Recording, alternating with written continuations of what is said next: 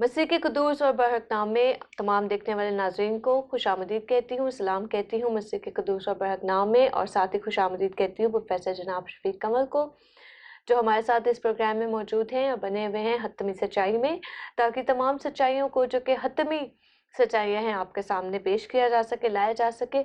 आज हम एक ऐसी हतमी सच्चाई पर बात करने जा रहे हैं जो कि अपनी नौयत से एक बड़ा ही इंटरेस्टिंग उन्वान है मेरे पास, फ़हरिस्त मुसल्लमा कैनन।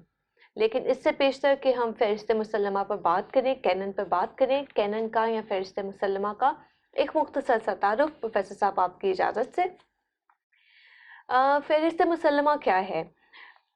जैसे कि इब्तदाई सदी ही से खुदावंद के पाक कलाम को जो लिखना शुरू किया गया एक मुकम्मल तौर पे, यूँ तो वो तोमारों के अंदर मुख्तलिफ़ औक़ात में लिखा हुआ या और किसी शेप में मुख्तलिफ़ औक़ात में हमारे पास मौजूद रहा, लेकिन अपने वक्त पर उसे एक मुरतब किया गया एक फ़हरिस्त के तौर पर, जिसको फ़हरिस्त मुसल्लमा कहा जाता है। उन तमाम कुतुब को, उन तमाम सहाइफ़ को, उन तमाम इल्हामी जो सहीफ़े थे, उन सबको एक जगह पर जो जमा किया गया उसको कैनन कहा जाता है, फ़हरिस्त मुसल्लमा कहा जाता है।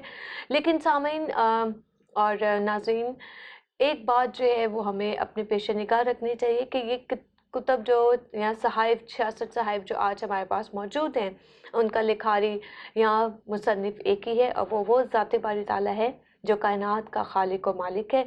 बेशतर हम इन सहाइफ़ को कई अंबिया के साथ मंसूब करते हैं, लेकिन हमें ये बात याद रखनी चाहिए कि ये तमाम अंबिया कराम या तमाम हवारी, तमाम लिखने वाले सिर्फ वसीला थे, लेकिन जो लिखारी था वो एक ही है, और वो ज़ात बारी ताला परवरदिगार की ज़ात है जो इस तमाम कायनात को चला रहा है।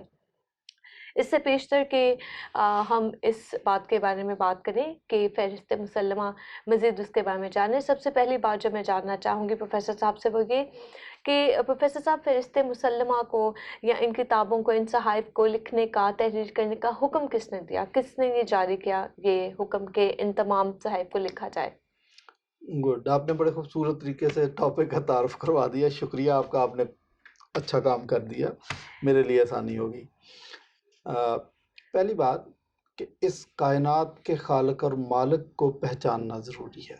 आपने अपने तारफ़ में ये ज़िक्र किया कि लोग उसके मुख्तलिफ़ नामों से उसको याद कर।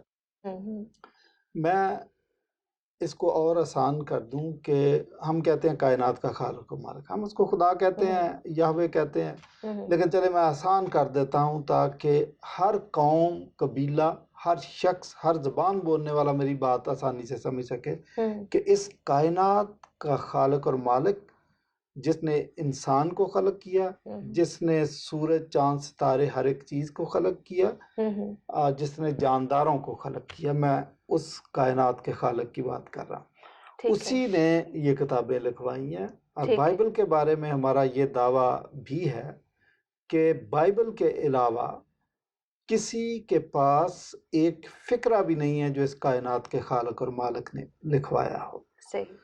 तो इसलिए आपका बहुत रेलिवेंट क्वेश्चन है कि लिखने का हुक्म किसने दिया। अगर तो किसी किताब को लिखने का हुक्म किसी बादशाह ने दिया हो तो हम उसको उस मेयार पे नहीं रख सकते। सही। लेकिन इल्हामी किताबें वो हैं जिनको खुद खुदा ने कहा कि लिखो। ठीक, इसकी कोई मिसाल? मैं मिसालें देने लगा हूँ आपको।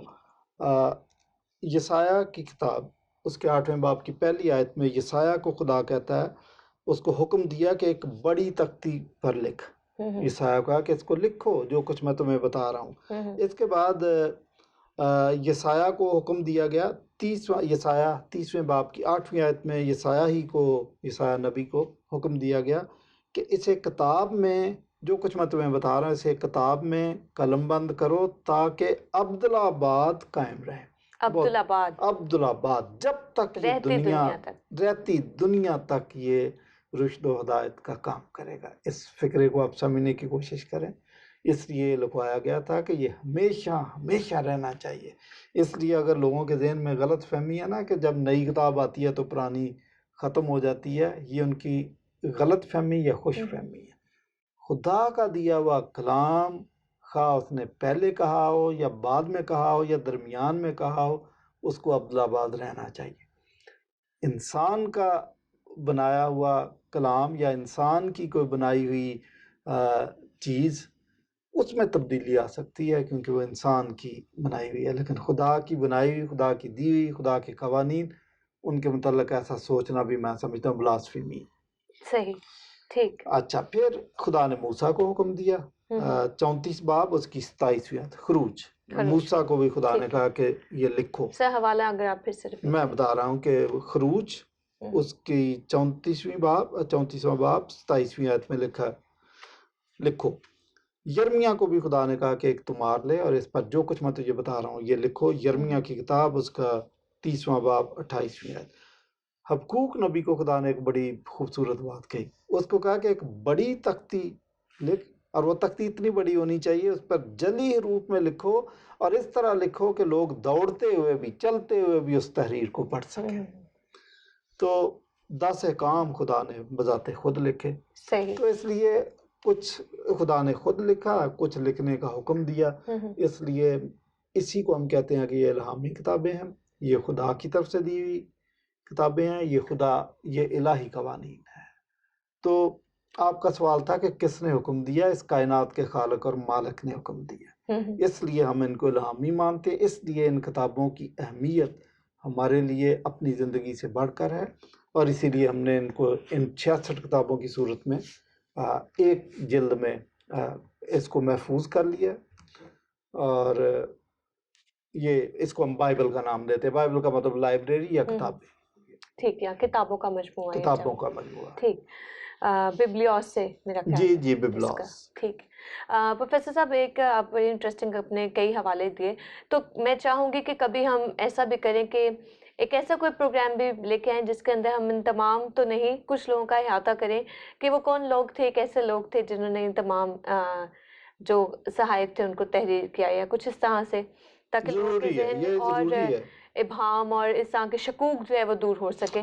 مجھے کوئی اعتراض نہیں ہے، آپ اس قسم کے پروگرام لائیں، میں جواب دینے کے لیے حاضر ہوں، تاکہ پتہ چلے کہ کون اشخاص تھے، کیا تھے۔ بالکل۔ اس تمام گفتگو سے جو آپ نے ابھی فرمائی، اس سے کیا ہم یہ بات کہہ سکتے ہیں ویری کریکٹلی کہ یہ جو بائبل مقدس ہے، اس کو بائبل مقدس کہنے کے بجائے ورڈ آف گاڈ کہنا چاہیے، ٹو بی ویری کریکٹلی، اگر میں صحیح لفظ استعمال کر رہی ہوں؟ ہم کہہ سکتے ہیں ورڈ، بلکہ کہنا ہے ورڈ آف گاڈ چاہیے، بائبل مقدس بھی آپ کہہ سکتے ہیں، اس کا بھی مطلب وہی ہے۔ ورڈ آف گاڈ جب ہم کہتے ہیں تو آپ نے مور اسپیسیفک کر دیا کہ یہ خدا کا کلام ہے۔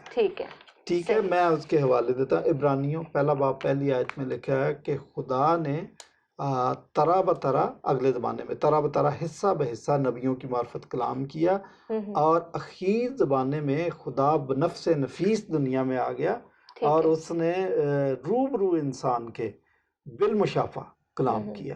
تو یہ خدا کا کلام ہے۔ دوسرا تموتھیوس تیسرے باب کی 16ویں آیت میں لکھا ہے کہ ہر ایک صحیفہ خدا کے الہام سے ہے۔ تو ہر ایک صحیفہ وہ ہے جو ہم نے کینن میں شامل کیا، یا آپ اس کو اگر ریفریز کرنا چاہے تو آپ کہیں کہ کینن خدا کے الہام سے، آسان کر دیتا ہوں۔ یعنی جو فہرست مسلمہ ہے وہ خود خدا کے الہام سے ہے، کیونکہ ہم نے کتابیں وہ لی ہیں جو الہامی کتابیں تھیں، جن پہ ہمیں ڈاؤٹ تھا، اور وہ ہم نے شامل نہیں کی۔ کتابیں تو اور بھی تھیں، کتابیں تو آج بھی بڑی آپ کو مل جائیں گی، لیکن ہم نے اس میں شامل نہیں کی۔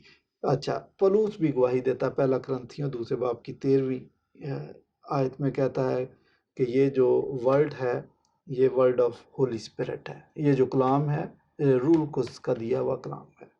اچھا، پھر نیو ٹیسٹامنٹ میں ایک فارمولا آپ کو نظر آئے گا، it is written, it is written, جیسا کہ لکھا ہے۔ تو جب آپ یہ کہتے ہیں جیسا کہ لکھا ہے تو آپ اولڈ ٹیسٹامنٹ کا حوالہ دے رہے ہوتے ہیں کہ وہ الہام سے لکھا گیا ہے۔ مسیح یسوع نے بھی یہ پرانے فارمولا اہد بہت نامے کا، استعمال پرانے کیا۔ اہد نامے جو شریعت، تورا، اس کی جو کتب ہیں، صحائف ہیں، رومیوں تیسرے باب کی دوسری آیت میں بھی اس کو خدا کا کلام کہا گیا۔ تو اور بھی حوالے ہیں کہا جا سکتا ہے، لیکن شارٹلی میں نے 3-4 حوالے آپ کو دیے ہیں کہ this is word of God, اور ورڈ آف گاڈ کہنا چاہیے میں کہ یہ خدا کا کلام، خدا کے منہ سے نکلا ہوا کلام۔ ٹھیک ہے پروفیسر صاحب، ہم اگر بات کریں دوبارہ سے نئے اہد نامے کے بارے میں، تو آپ مجھے یہ بتائیے کہ واقعی میں جو رسول تھے یا حواری تھے وہ روح القدس کی ہدایت پا کر خدا ان کے کلام کو تحریر کرتے تھے؟ جی جی بالکل، وہ اس کو ورڈ آف گاڈ ہی کہتے تھے، اور they were being directed by the holy spirit. اور نیو ٹیسٹامنٹ میں بھی آپ کو اس کے کچھ حوالہ جات اگر آپ ہمیں کچھ ہاں، ریفرنسز دے سکیں. میں آپ کو دیتا ہوں. زبور 95 اس کی 7 آیت میں زبور نویس کہتا ہے کہ آج تم اس کی آواز سن کر اپنے دلوں کو سخت نہ کرنا. اچھا، تو عبرانیوں 3:7 میں اسی حوالے کو کہا گیا ہولی اسپرٹ سیڈ، وہی حوالہ. تو اچھا، اسی پرانے عہد نامے کے کے حوالے کو حوالے نئے کو عہد کہا نامے کہ میں ہولی استعمال اسپرٹ نے کیا. یہ کہا تھا. اچھا، زبور 45 کی 6 آیت میں لکھا کہ اے خدا تیرا تخت ابدالآباد رہے گا. اور نیو ٹیسٹامنٹ میں اسی بات کو کہا گیا گاڈ سیڈ. اور یسایہ 7:14 میں لکھا دیکھو ایک کنواری مشہور ہوا حوالہ، دیکھو ایک کنواری حاملہ ہوگی اور ایک بیٹا جنے گی. صحیح، یاد ہوگا آپ کو. ٹھیک. متی 1:22 میں یہی بات اسی حوالے کو ری فریز کر کے لکھا گیا کہ خدا نے نبی کی معرفت کہا کہ دیکھو ایک کنواری حاملہ ہوگی. صحیح صحیح. تو وہ بھی ورڈ آف گاڈ تھا، new Testament word of God ہے. ٹھیک ہے، اچھا، یعنی ہوسیہ دونوں نے کا ایک کمپیریزن ہو گیا جی کہ جی پرانا عہد نامہ نیا عہد نامہ جی دونوں خدا کا کلام ہے. ایک اور والا ہوسیہ 11:1 اس میں لکھا کہ میں نے مصر سے اپنے بیٹے کو بلایا. اچھا، اسی حوالے کو متی 2:15 میں خداوند نے کہا کہ میں نے اپنے بیٹے کو مصر سے بلایا. ٹھیک. تو دس از ورڈ آف گاڈ. صحیح صحیح، ٹھیک ہے.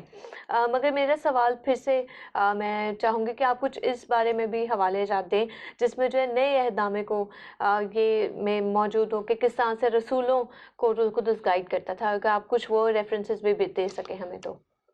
دیکھیں، میں نے نیو ٹیسٹامنٹ سے بھی آلریڈی آپ کو حوالے دیے.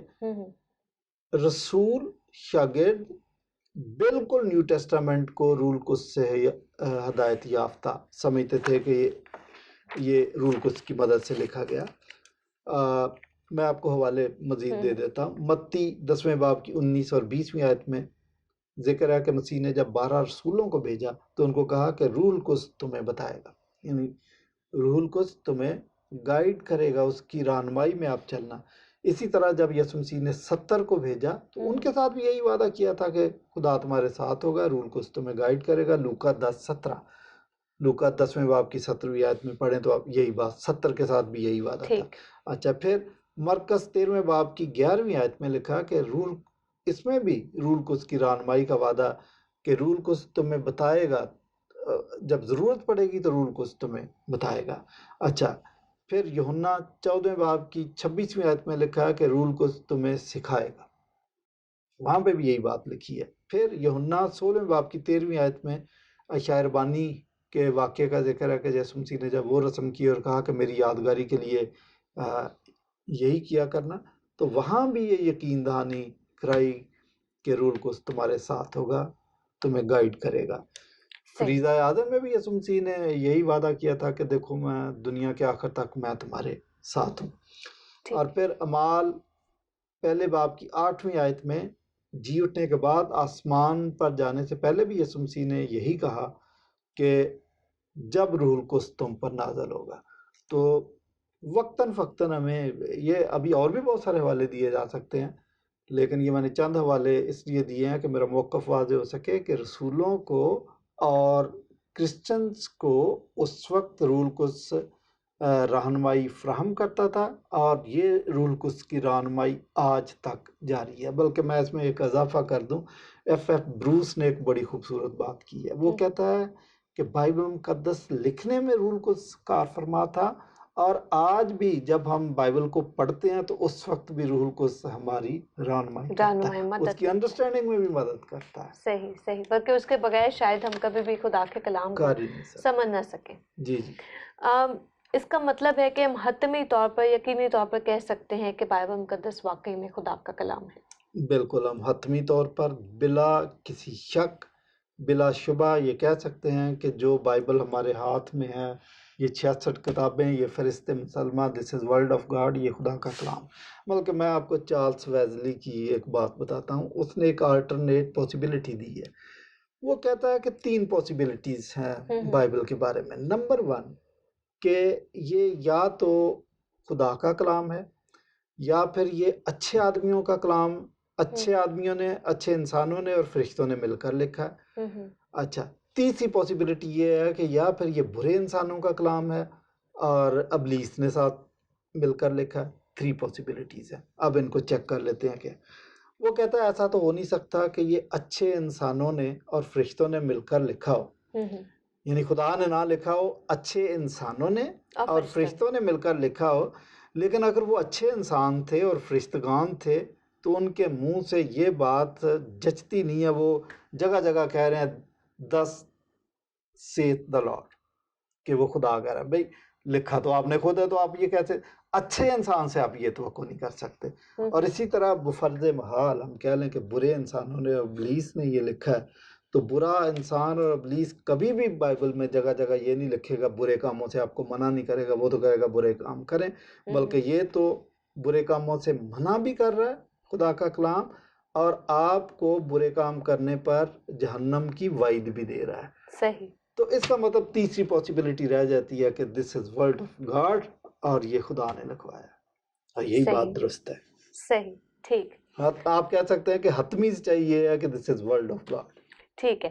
اچھا، اس کے ساتھ ایک اور بڑی اہم بات جو میں چاہوں گی کہ آپ اس پہ بھی روشنی ڈالیں، اس پہ وضاحت کریں، وہ یہ کہ جو فہرست مسلمہ تھی یہ اپنے اپنے وقت میں الگ الگ سے سرکولیٹ تو کر رہی تھیں، یا کبھی ایسا ہوتا تھا کہ 2 کتب ایک ساتھ ہیں، اور کبھی ایسا بھی تھا کہ 2 ایک ہی صحیفے کے ہمیں الگ الگ سے تومار بھی ملتے ہیں، جو کہ ابھی بھی کچھ تومار جو ہیں ملے ہیں، کھدائی ہوئی ہے. تو پھر یہ ایک جلد میں کیسے اور کیوں ان کو لایا گیا؟ کیسے آ گئی ایک جلد؟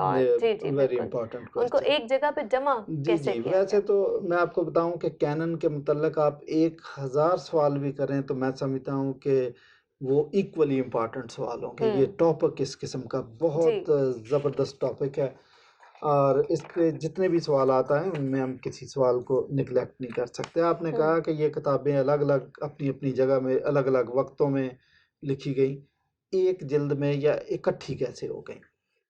کیسے؟ کون سی قوت تھی جس نے ان کو اکٹھا کر دیا؟ پہلی بات تو یہی ہے کہ جو ہم شروع سے بات کر رہے ہیں کہ وہ خدائی قوت تھی جس نے اکٹھا کیا. چونکہ پلان اس پہ کام ہو رہا ہے، وہی لکھوا رہا تھا، تو اسی نے اکٹھا کروایا، نو ڈاؤٹ. دوسری بات، ولیم بارکلے ایک بڑی خوبصورت بات کہتا ہے کہ دیس بکس ور پروفیٹک. یہ آپ کہیں کہ چونکہ نبیوں کی کتابیں تھی، الہامی کتابیں تھی، اس لیے ان کو کوئی جمع ہونے سے، ایک جگہ ہونے سے یا اس فہرست میں شامل ہونے سے کوئی روک ہی نہیں سکتا تھا. پروفیٹک تھی. اچھا، پھر ڈیمانڈ آف دا چرچ کی ڈیمانڈ تھی، کیونکہ چرچ پہلے قائم ہوا اور کتابیں نیو ٹیسٹامنٹ کی بات میں لکھی گئی، اس لیے چرچ کی ڈیمانڈ تھی کہ ہمیں بتایا جائے کہ کرسچینٹی کیا ہے. تو چرچ کی ڈیمانڈ کی وجہ سے یہ کتابیں سرکولیٹ جو کر رہی تھی ان کو ایک جگہ کر رہی تاکہ ہر کلیسیا کو پتہ چل جائے.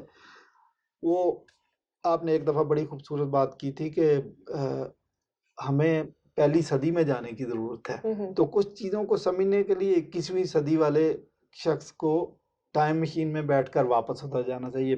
اس وقت پرنٹنگ پریس نہیں تھا، ٹیکنالوجی اتنی ایڈوانس نہیں تھی، اور یہ ساری فیسلٹیز جو نہیں تھی تھی ہمارے پاس یہ اب نہیں تھی. تو اس کی وجہ سے بھی، چرچ کی ڈیمانڈ کی وجہ سے بھی ان کو ایک جگہ کیا گیا. ہر چرچ نے ڈیمانڈ، ہمیں بھی بتاؤ بھی پلوس نے کرنتھس کو کیا لکھا، ہمیں بھی بتاؤ بھی. تو پلوس نے خود بھی کہا کہ یہ دوسرے چرچز کو بھی بھیجیں، تو اس طرح اس کو. اچھا، پھر ہیریٹیکل سٹیمولس تھا کہ اس وقت بہت سے بدعتی لوگ آ گئے، حتیٰ کہ مارشن جو ہے اس نے نیو ٹیسٹامنٹ کی ایک فہرست بھی جاری کر دی. اچھا جی. تو اس لیے بہت ضروری تھا کہ چرچ اس کی فہرست کو ریکگنائز کرے اور جاری کرے اور اتھینٹیکیٹ کرے کہ this is the right, these are the right books. تو اس لیے بھی ضروری تھا. مشنری سٹیمولس بھی اس میں تھا کہ کتابوں کو جمع کیا. اب چونکہ مسیح یسوع نے 70 کو بھیجا، 12 کو بھیجا، اور ان 12 نے، ان 70 نے آگے لوگوں کو تیار کر کے بھیجا. تو نہ صرف مسیح کے حواری بلکہ تابعین اور تبع تابعین یہ سب جا رہے تھے مشن کے کام کے لیے. اب جب مشن کے کام کے لیے جا رہے تھے تو ان کی ڈیمانڈ ہے کہ بھائی ہم ان کو کیا پڑھائیں، کس کتاب سے پڑھائیں. اب ارسطو کو تو پکڑ کر نہیں پڑھا دینا کہ اس نے ارسطو کی کتاب جی. تو اس وجہ سے بھی، مشنری کام کی وجہ سے بھی یہ ضروری ہو گیا تھا کہ آپ ان کو ایک چارٹر دیں کہ بھائی یہ ہے جو آپ نے پڑھانا. اور تو ایک ہی میسج ہو، ایک ہی ہی میسج ہو، خوشخبری ہو، ایک تو ہی گڈ نیوز ہو. اس کے لیے کینن کا ہونا بہت ضروری تھا. تو اس لیے بھی تھا. پھر پرسیکیوشن جب شروع ہوئی نا، تو پرسیکیوشن نے بھی آپ کو مجبور کیا کہ آپ اپنی کینن تیار کریں. آپ کہیں گے یہ تو عجیب بات ہے کہ بھئی پرسیکیوشن کی وجہ سے کینن کیسے؟ پرسیکیوشن کیا ہے کہ ڈائوکلیشین جو بادشاہ تھا اس نے حکم جاری کر دیا کہ اگر کسی کرسچن کے پاس بائبل یا بائبل کا کوئی پرزہ ورقہ نکل آیا تو اس کو سزائے موت دیں گے. ٹھیک، صحیح. اب آپ دیکھیں کہ یہ ڈائوکلیشین کا جو حکم ہے یہ کام کیسے کر رہا ہے کینن بننے کے لیے. اب کلیسیا نے یہ سوچا کہ کون سی کتابیں ہیں جن کی حفاظت ہم نے کرنی ہے کہ بھائی یہ کینن ہے اور اس کو ہم کسی قیمت پر بادشاہ کے حوالے نہیں کریں گے. صحیح. تو اس طرح پرسیکیوشن نے بھی کینن کے بننے میں مدد کی. بہت مدد اور حالات کو پیدا کیا. اب آپ نے ہسٹری پڑھی ہے تو اتنا آپ کو معلوم ہوگا کہ کچھ لوگوں نے کچھ کتابیں ان کے ہینڈ اوور بھی کر دی. جی بالکل بالکل. اچھا، ہینڈ اوور بھی کر دی تھی. اب چرچ نے یہ ڈیسائیڈ کرنا تھا کہ کون سی کتابیں ہیں جو پولیس آئے تو ان کے مانگنے پر ان کے ہینڈ اوور کر دینی، ہمیں فرق نہیں پڑے گا. کون سی کتابیں ہیں جن کو نہیں دینا، جان جاتی ہے تو جائے نہیں دینا. ٹھیک ہے. تو یہ ساری چیزیں کینن کی طرف آپ کو لے کے جا رہی تھی. مطلب اس وقت حالات ہی ایسے پیدا ہو گئے تھے کہ اس کو ترتیب دینا بہت ضروری تھا. حالات تو پھر خدا کنٹرول کر رہا تھا نا ان چیزوں کو. اچھا، پھر چرچ نے بعد میں جب کانسٹنٹائن کرسچن ہو گیا تو چرچ آزاد ہو گیا، چرچ مضبوط ہو گیا.